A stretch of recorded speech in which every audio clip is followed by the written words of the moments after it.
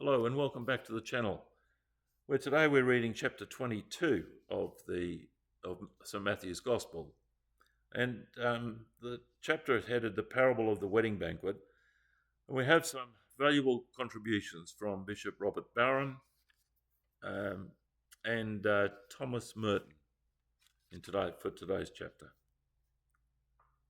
Once more, Jesus spoke to them in parables, saying, "The kingdom of heaven may be compared to a king who gave a wedding banquet for his son.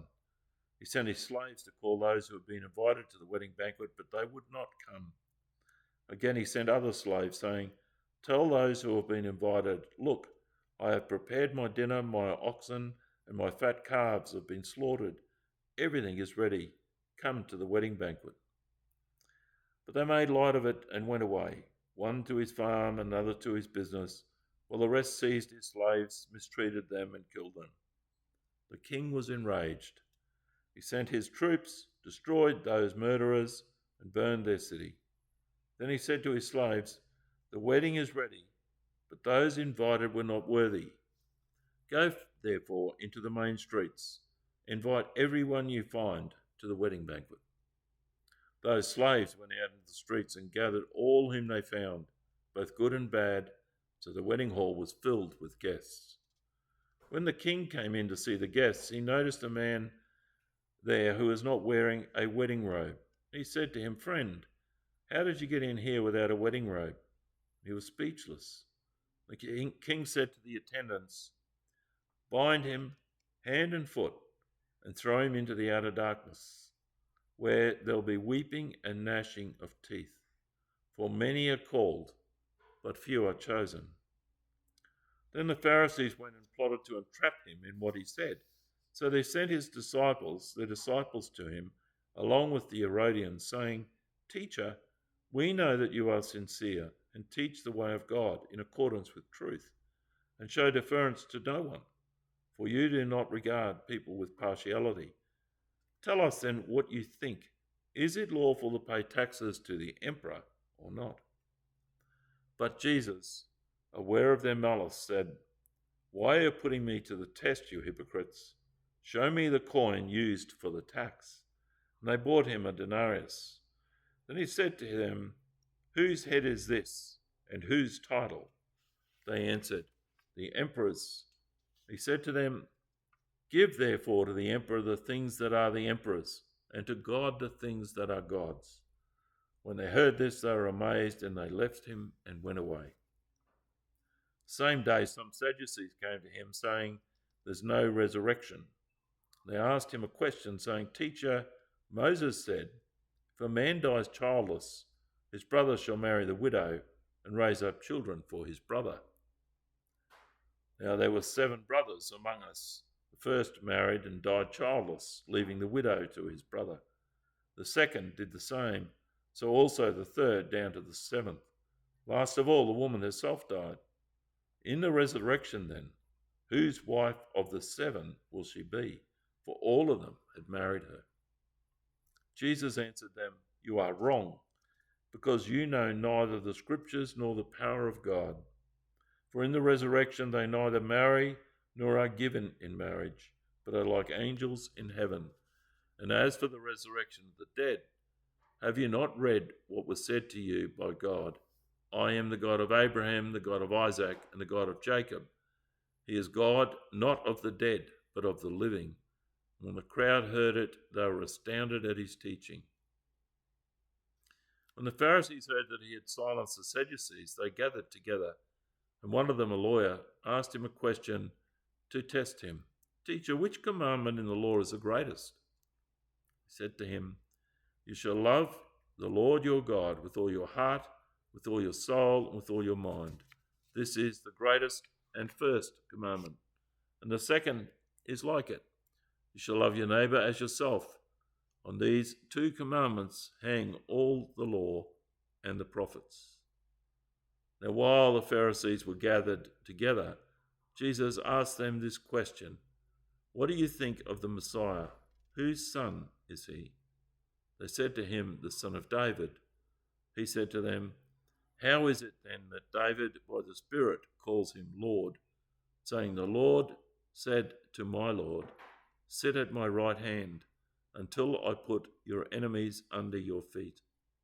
If David thus calls him Lord, how can he be his son? No one was able to give him an answer, and from that day did anyone dare to ask him any more questions. Some commentary.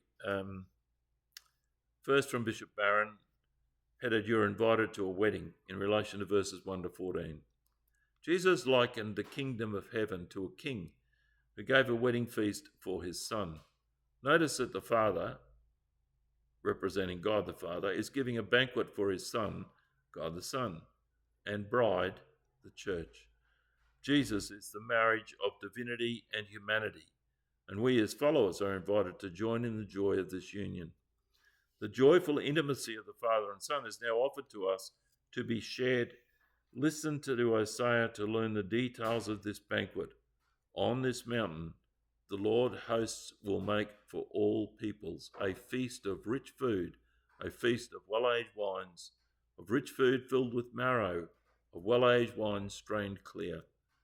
Now there's an edge to all of this, for it's the king who is doing the inviting, and it's a wedding banquet for his son.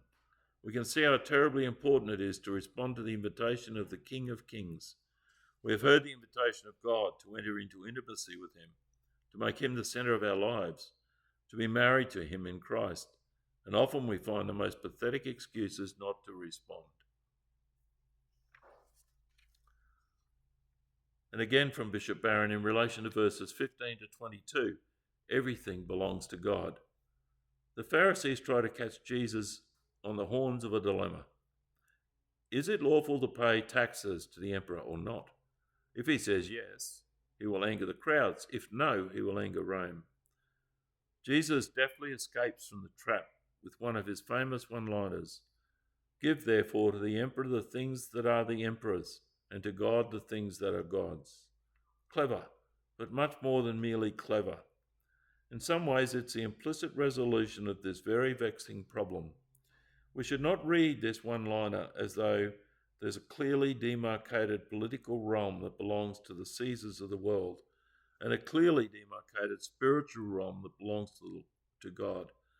And we certainly shouldn't read it in the modern mode that the public arena belongs to politics, while religion is relegated to the private dimension. No, this won't do, precisely because God is God, not a being in or above the world, not one reality among many. God is the sheer act of being itself, which necessarily pervades, influences, grounds, and has to do with everything, even as he transcends everything in creation. God is the deepest source and inspiration for everything in life, from sports to law to the arts to science and medicine. God is love itself. Everything comes from God and returns to God.